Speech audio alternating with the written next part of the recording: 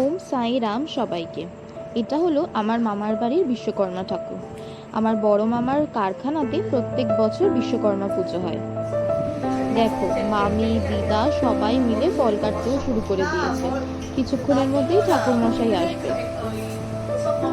বলতে বলতে ঠাকুর মশাই চলেও এসছে, পুজো শুরুও করে দিয়েছে। আর পাশে বসে এই যে আমার মা ঠাকুর মশাইকে জোগাড় করে দিচ্ছে।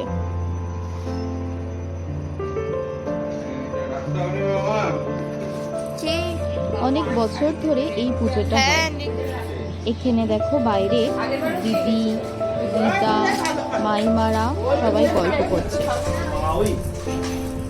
আজকে এই পুজোটাকে উপভোগ করবো বলে অনেক বছর বাদে বিশ্বকর্মা পুজোর দিন ছুটি দিয়ে নিয়েছি অফিস থেকে, কারণ এই পুজো আচ্ছার দিনে মামার বাড়ির আড্ডার কোনো তুলনাই হবে না।